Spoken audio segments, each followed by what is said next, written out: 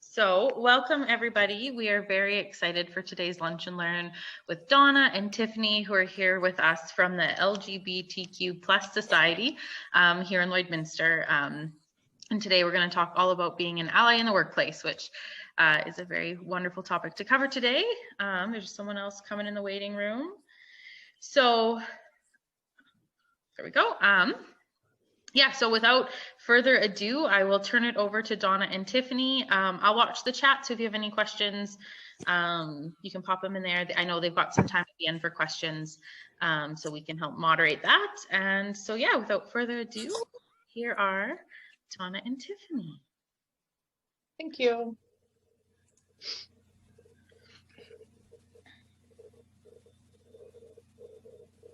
Sorry, I am just getting this set up here. There we go.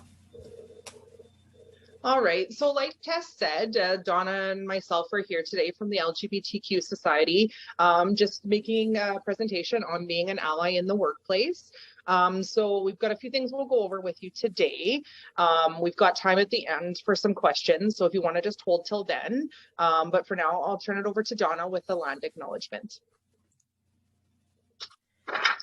We would like to acknowledge that today we are on Treaty 6. We are meeting on Treaty 6 land located within the ancestral and traditional territory of the Indigenous peoples of this area. This land has been and will continue to be home to the Cree and Métis people, who we wish to acknowledge as the traditional knowledge keepers, and we recognize the elders who are still with us today and those who have gone before us. All right, so just a quick introduction. My name's Tiffany. I founded the LGBTQ Society in 2015. We incorporated at the end of 2019, and we formed our board of directors in early 2020. I'm a nurse full-time and currently hold the position of president on our board. I do identify as a member of the LGBTQ community and have always been an ally and active supporter. I saw a need for LGBTQ support and resources, and I decided that I had to do something about it. So we are here today and growing each year. And my name is Donna. I joined the board officially last year after having been a volunteer here in Lloydminster since 2018. I have my own identity within the LGBTQ+ community. I am a supporter and an ally. I feel it is important to acknowledge and respect the rights and dignity of all people. I thank you for joining us today as we talk about what it means to be an ally at work. Okay, so this is just a quick run through of what we're going to try and cover for you today. We're going to talk a little bit about workplace discrimination. We're going to talk about what is an ally, why it's important, ways to be an ally, some next steps. We'll list our resources, and then we'll open the floor to some questions and comments. Okay, so to jump right in, we have some interesting facts about workplace discrimination, specifically for the LGBTQ+ community. So there are higher rates of mental health issues. There are higher rates of discrimination in the workplace. There are higher rates of substance use. And we know that there's higher instances of hate crimes perpetrated. Some different forms of harassment and discrimination also takes the form of not being able to use their proper pronouns at work, not being able to use appropriate washroom facilities. There's maybe jokes, phrases surrounding sexuality and identity. They may be forced or asked to dress a certain way, and outing someone else can also be a form of harassment and discrimination. Okay, so we're just going to state some statistics that we found just to put things into a little bit of perspective for you. So in a study conducted by the Human Rights Campaign, we learned that 46% of LGBTQ workers in the US are closeted. 53% of LGBTQ workers report hearing jokes about lesbian or gay people. 41% were transgender specific, and 37% were bisexual specific jokes.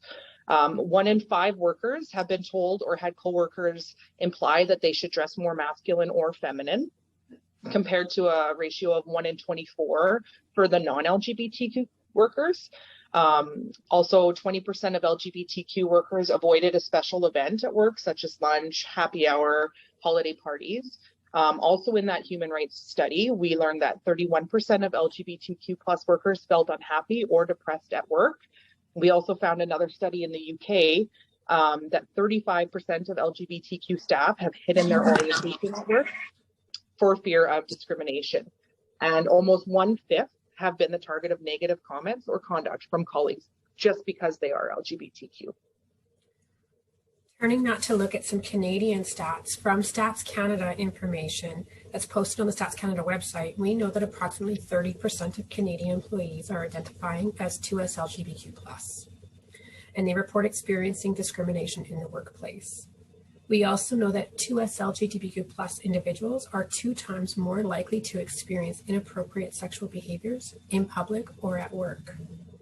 The Organization for the Economic Cooperation and Development published findings in 2019 that showed that out of surveyed participants in Canada, our score for acceptance of the 2S LGBTQ+ community is just over 5 out of 10.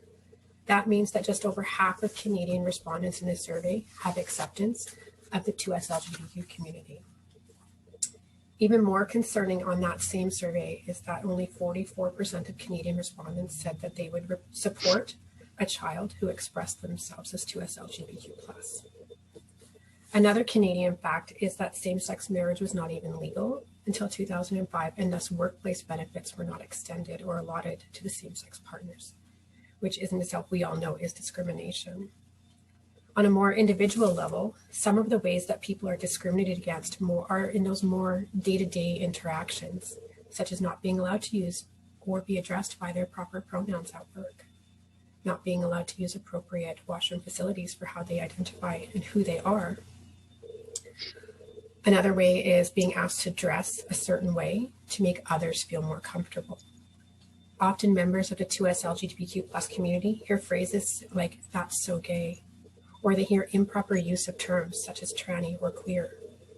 Joking with terminology can also be a form of discrimination towards coworkers.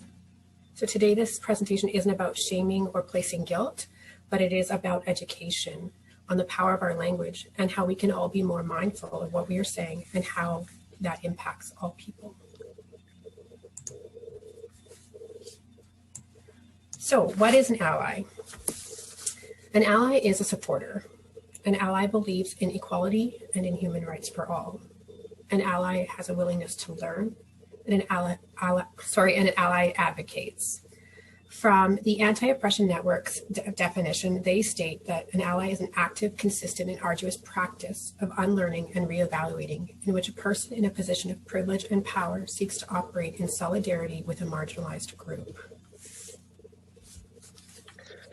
Okay, so we're just going to elaborate a little bit on this. Allyship can be seen as a verb. It's action. Here are some points about being an ally. So as an ally, we want to be intentional about what we're doing and why we're doing it. We want to recognize and acknowledge our own privilege and the privilege that does exist in society. We understand the importance of listening. We need to take direction and leadership from the groups we seek to ally with, and understand that they are the experts. And as an ally, we also take the responsibility to educate ourselves and open up to being challenged in our own words and behaviors. As an ally, we also need to be open to feedback and need to be comfortable knowing that we will make mistakes. We also know that there may be times that we feel uncomfortable and may need to seek out our own supports. For me, being an ally means so much more than saying I am okay with people being gay or transgender or lesbian or however they identify. For me, it means to be educating myself and advocating for equal rights for all individuals. For me, it means to stand up and speak out if I see or hear something that may not be appropriate.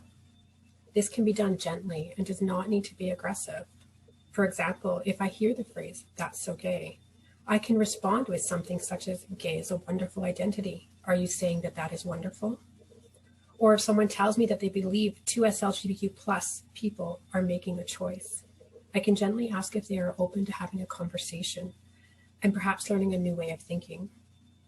The truth is, allies play a vital role in the fight for equality, and at times, allies will face backlash, and it could be from both sides on the argument.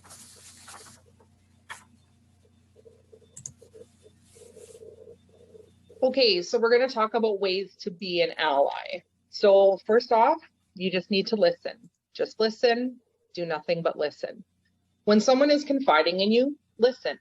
If they vent to you about challenges they have as an LGBTQ individual, listen. If they're questioning their identity or sexuality, listen.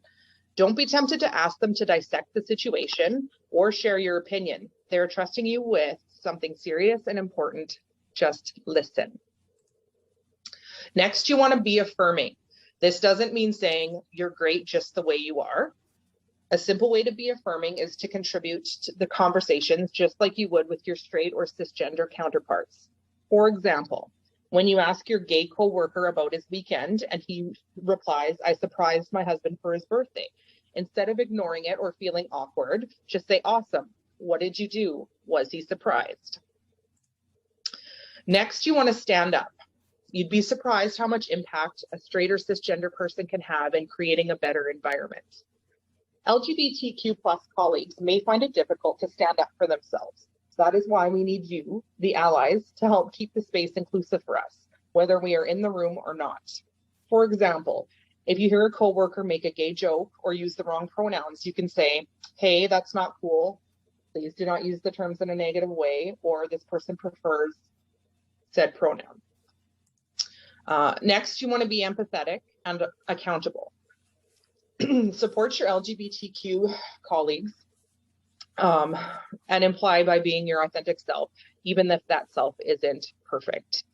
No one expects you to have majored in LGBTQ studies or to know what LGBTQIAAP means, but we do expect you to be respectful and show us that you still care. Instead of getting into a scenario where you might accidentally say something offensive, own up to the fact that there is room for improvement and try to be understanding to your colleagues and whatever they may be going through. Next, leave assumptions behind. Avoid making assumptions about the lives of your colleagues. So imagine a colleague you considered a friend was keeping their private life secret for fear of discrimination. You worked together for almost a year before finding out that she lived with another woman. This goes to show you don't know what somebody's story is. Although she confided in you, she never told anyone else at work that this was her life. Imagine living that lie those 5 days a week and how draining and tough it must be. So just continuing on here, get involved, get out of your comfort zone and take action. It's one thing to call yourself an ally and another thing to act like one. Don't let your support be passive. Identify opportunities to show your support for your colleagues by joining an employee resource group or taking part in a pride parade, a walk or run, fundraising events for the community. If there's not a resource group, form an ally network. Next, you want to ask questions. Don't be afraid. We'd rather have you ask questions that may come across as awkward or uncomfortable. However, it is still better than making an assumption or staying in the dark. By asking questions, you are showing your willingness to support with more than just words. You are confirming that you are interested and invested in the discussion around your LGBTQ plus colleagues. Lastly, you want to reflect. Be aware of your privilege as a heterosexual and or cisgender person. So your privilege may come in the form of race, gender identity, career choice, or current role. Recognize you have it and create meaningful change. For instance, when visiting an LGBTQ plus safe space, monitor the way you are discussing related issues and your role as an ally to assure you're speaking for yourself and not making assumptions for others. In discussing all this, we do recognize that change is hard. We are all learning how to be different. So for me, accountability is a big piece of that. It's one of the most important pieces. It is okay to make mistakes. Perhaps if I've misgendered a person, I can become aware. I can simply acknowledge that, apologize, and move on. If you hear inappropriate phrases, wording, or jokes, you can give gentle reminders. Or if you need to, you can make it known to higher up in your leadership team, your management team, or your human resources department if that's how fast it needs to go. You might consider sharing your own pronouns at work to let people know that you do support this initiative. We recognize that this does not happen overnight and it is a journey. Don't be too hard on yourself for not knowing everything all at once. Okay, and just a little fruit for thought. As an LGBTQ plus employee, when you are out at work, you're also creating a safe space for others to be safely out as well. So as we kind of wrap up a little bit, we have a couple more things we want to share with you, but we do have some next steps for your consideration, whether it be today, tomorrow, next week. So we're not expecting you to answer these questions here today, but just to take them and reflect. So what can you take away from today? What will you take away from today and what's been said? And what is one thing you can do today to begin being an ally? I have no idea what just happened to the slides there. Sorry about that. Oh. For some reason, it just shut down. I'm sorry, guys. I will try and get that back up. But what we did have was our list of what we're missing there is our list of resources. And we also talked a little bit about on there the safe space training and the pride at work training, which I have taken. And so I wanted to share that with you that I have taken safe space training. It's invaluable information on using correct pronouns, identities, orientations, the different definitions of everything. And then Pride at Work Canada is also a really invaluable source, and it goes through the history of the LGBTQ plus movement, some of the things that the LGBTQ plus community has had to really fight for in terms of equality, and also in workplace discrimination and how far they've had to go to get to where we are today and how far we still have to go. So that's another one. And that is a way to increase your allyship at work, maybe to advocate for some training from Pride at Work Canada. Learning more about marginalized people as a whole can be beneficial in service delivery, no matter what field we are in. So we're all capable of making this world a little bit better. We may not change the world through our allyship, but I guarantee that you will change the world for one person and you might not even know it. So we are open to questions and comments or feedback while I try and get the email address up there for you as well. Yeah, the other thing, just a quick note, as this is our first presentation, we are definitely open to feedback. If there's something that you found we didn't include or that you'd like to see included, please send us an email so we can adapt and amend going forward. We're definitely open to feedback. We're both very nervous about this, but happy to do it and really excited about taking this next step and hopefully getting this out to more organizations in the community. That being said, yeah, our presentation is over, so the floor is open if anybody has any questions or comments. Thank you, guys. That was really informative. And I was just going to say, Donna, if you can't get it up, we can always email out the resources to everybody here. And I'm not sure, I forgot to ask you guys this in advance, is if anyone would like the slides, would that be available to them, the slide deck? I'm okay with that. Okay. Yeah. Perfect. So yeah, if anybody would like the slides, let me know and we can get them sent to you as well. Yeah, we didn't we kept the notes separate, but if they're wanting that, the notes that included our statistics and stuff, definitely let us know. And I don't have a problem with it. I'll make sure Donna doesn't either before we send that out, just because they're a little more in depth than just the talking points that we listed there. So perfect. So we do have a couple questions coming into the chat. Okay. So the first is from Tegan. Sorry if I'm pronouncing that wrong. Would you be able to give more info on the different flags and who they represent? And just definitely, like you can see there, we tried to include a different flag on each page and identify what they were. Our last page did have some more there. There's a lot of different resources online, but we definitely can use the stuff that we use for reference. And anybody who wants that can just email us the group webpage or the group email. It's just lgbtqloyd@outlook.com, and we can send you whatever you like. I do apologize. It was originally on the slides. I just threw this one up quickly because it was the one that's working. So, but the email was added and now it's gone. So I do apologize. It wouldn't be a first presentation if something didn't happen. Oh, wouldn't be the 10th presentation if something didn't.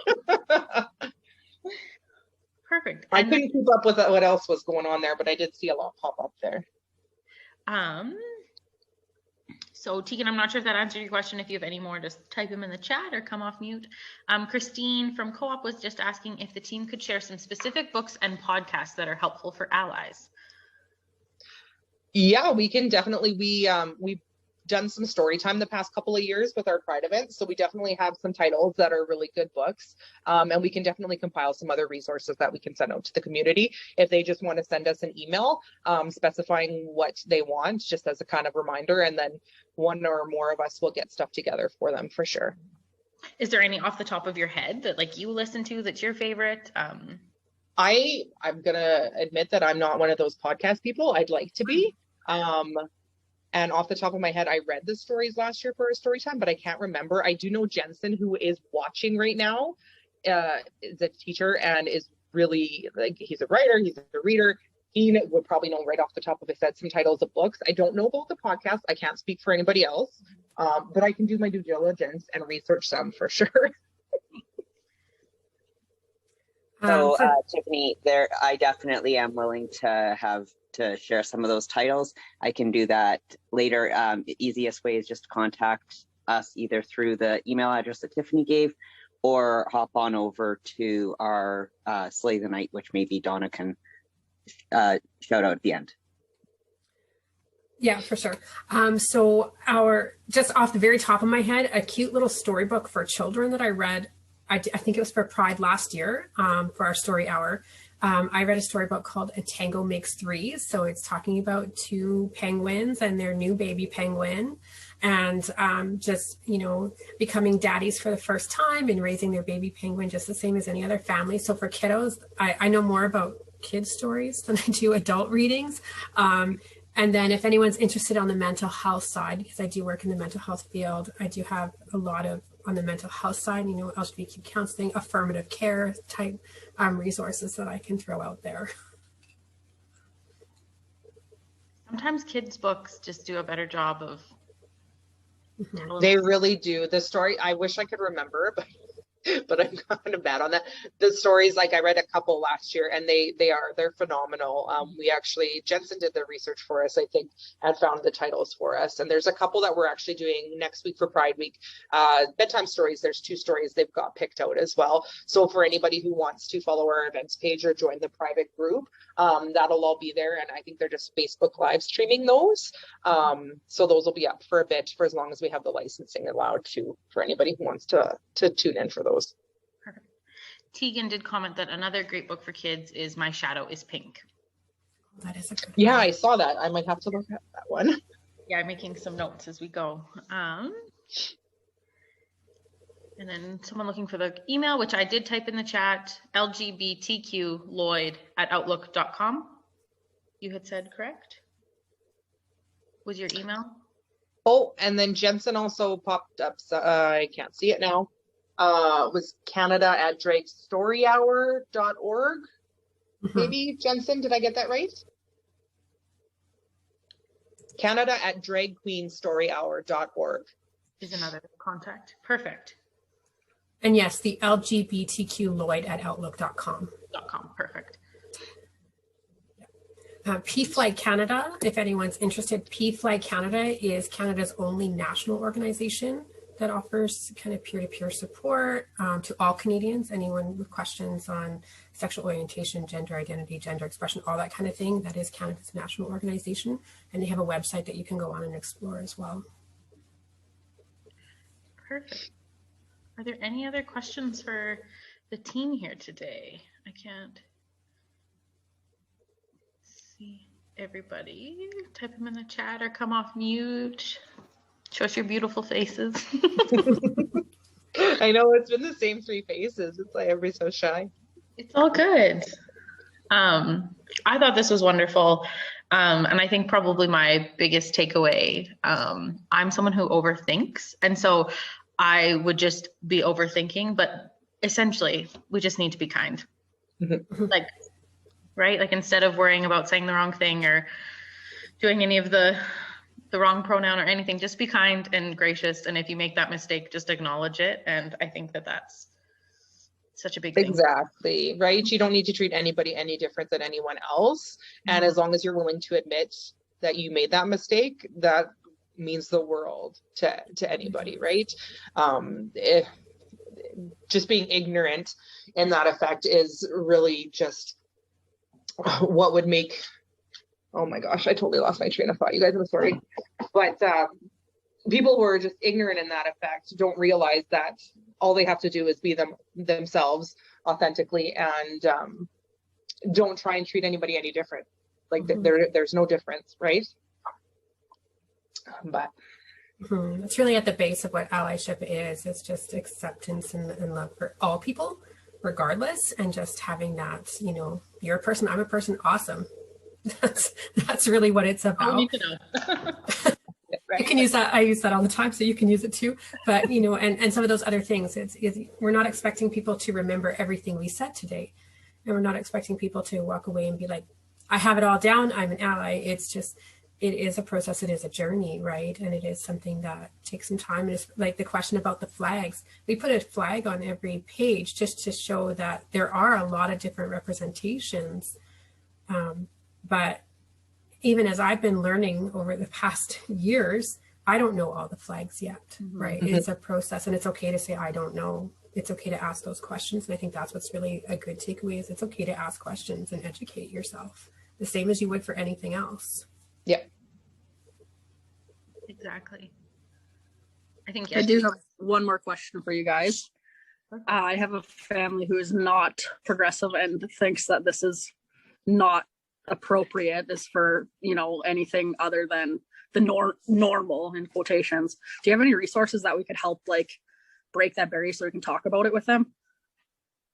Yeah, definitely. If you want to just shoot us an email, specifically with like what maybe specifically you want, we can definitely compile some stuff to go forward. Like, is it just about having like an individual who like identifies as LGBTQ and they're not being kind of accepted or taken in by the family, or? No, so it's just like they're very, very religious, and that's not appropriate. And, you know, I've even said, like, what if your kid like has interest in this, and they're like, nope, they'll go to therapy, and like they're not open to any idea. And like the only thing I've ever said is like, well, your kids can come live with me because I'll love them no matter what. And like that's the end of the conversation, kind of thing. And yeah, I definitely want more resources to be like, look it, need help. We could send them to the Grace United Church, who is an actual affirming church, and maybe that would change their mind. No, definitely shoot us an email and we can come up with some stuff between the board and our different members that are very active in all of this sort of thing. We can come up with some stuff and send it off to you for sure. There's different, you know, if you're uncomfortable reaching out beyond this today, or if you forget or whatever, because life gets busy, and, you know, sometimes we remember these kinds of questions and conversations while we're in them, and then later on life gets busy. So there's definitely, you know, if it comes to you in a moment, there's definitely online resources you can seek out as well. I already mentioned PFLAG Canada. They have a ton of resources for supporting families and children. There's, you know, the Center for Gender and Sexual Diversity in Edmonton. There's Pride Edmonton. So there's a ton of different things. So if you're just thinking about things like that in a moment, you can also reach out there. We do have like our email. You can reach out through the LGBTQ Society Facebook page as well, and somebody can respond and chat with you there too. Sorry, Tiff, I hope that's okay that I threw that out there. Yeah, no, definitely. Another one is Out Saskatoon. They have a website, and right on their website, they have a pile of resources and different things. At one point in time, we were trying to arrange a collaboration with them, and then kind of COVID hit and stuff like that. But I do know that they have a really, really good website with a lot of different resources and stuff, and it would break it down. I think they even have stuff that's like child specific or teen specific, stuff like that too. But like definitely we'll compile a list, because going forward, we're going to need that to have it on hand as well. But that's why we wanted to kind of open the floor, so we know what else are people looking for, and we'll work at getting that compiled and then have it readily on hand going forward. But definitely, yeah, we'll get something in writing for you and send that off for sure. And do you guys have a Facebook page to follow? We do. So there's two. We actually have like a public events page that's strictly for events that anybody can see. So it's just LGBTQ Society of Lloydminster -events. And then if you search up LGBTQ plus Society of Lloydminster, it's a private, like closed group. So you would just have to, we have questions, like admission questions, and then we can admit you to the page.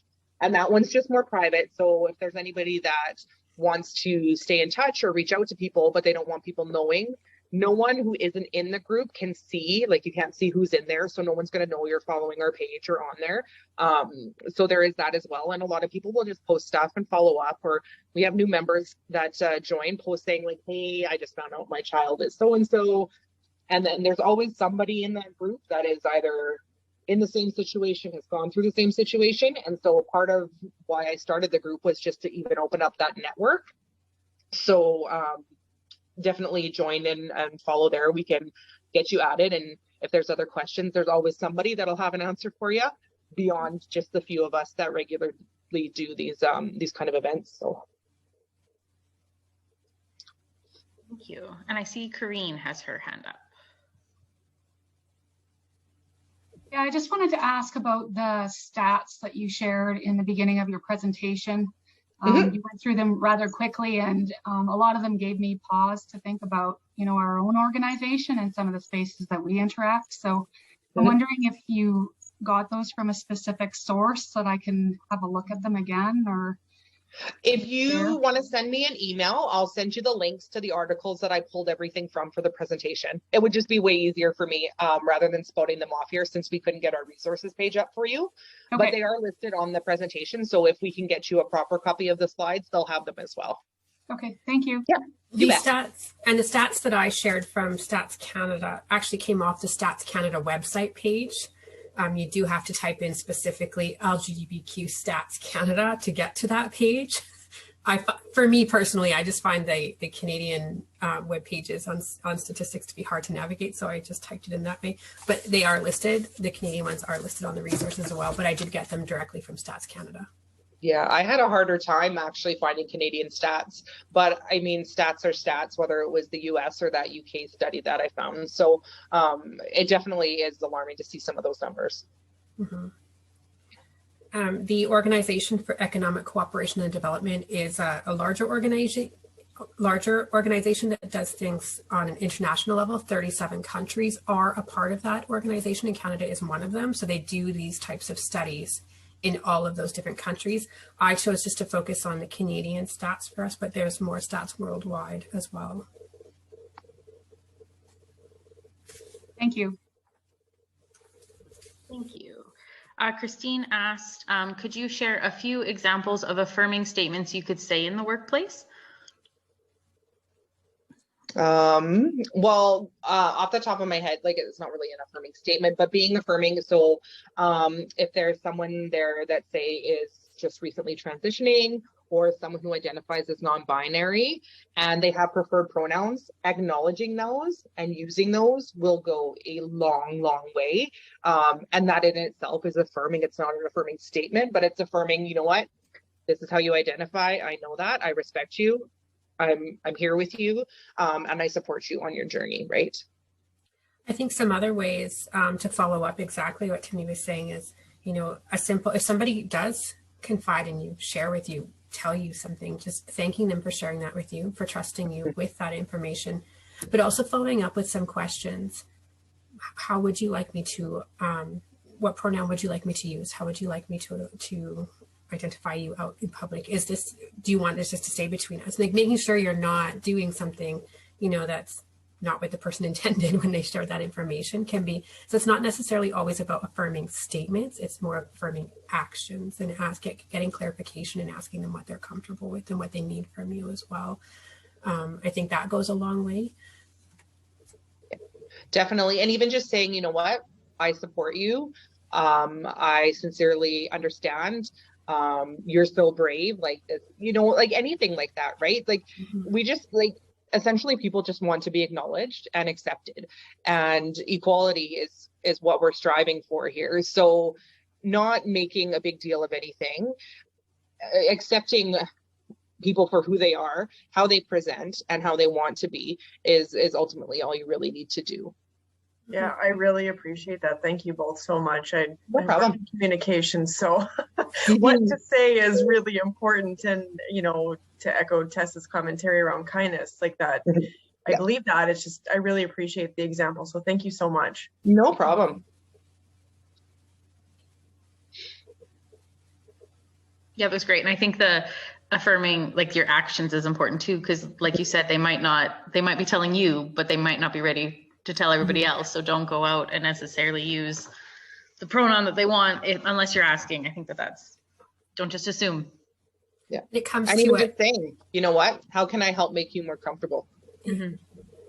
That's exactly what I was going to say, Tiff. It comes to what you were talking about in your earlier, Tiffany had mentioned, you know, even if it might be awkward and uncomfortable question, it's okay to ask it, because, you know, we'd rather you ask the questions versus stay in the dark. So even in and I can't speak for everybody, but more often than not, people would rather you ask that question than you come across looking like someone who is ignorant and has no clue, and then maybe coming off as offensive or hurtful, more often than not, if you come across somebody who you know identifies as an LGBT individual, just say, hey, please don't take this the wrong way, but what pronouns do you use? How do you go by? What name do you prefer? You know what I mean? Like, more often than not, they're just going to appreciate that you're asking and even making that attempt.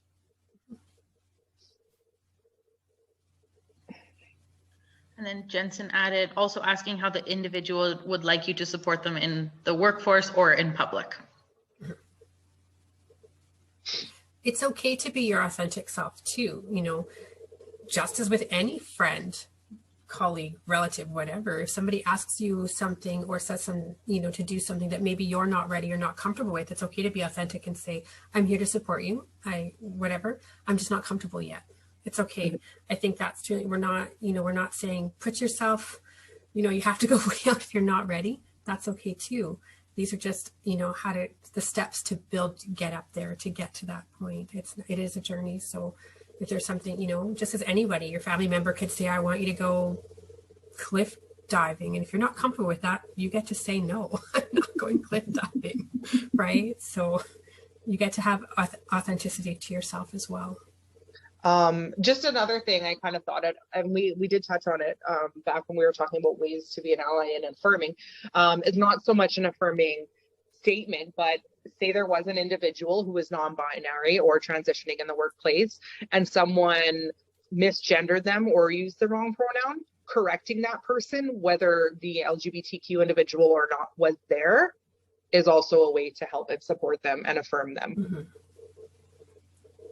Those could be gentle corrections as well. I mean, you don't have to be like, oh, you did this, did this. If they're, so-and-so goes by this actually, just to, Or in the very next sentence, if they said she, in the very next sentence, you could say, oh, he does it this way at work, right? Just that gentle correction. Again, it's a learning journey.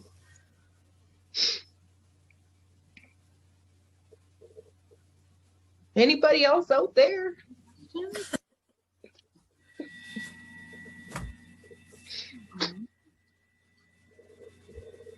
Well, if there's no other questions, this has been wonderful. And as they've said, they're very open to supporting and answering questions off the call as well. So they've got a couple emails in the chat.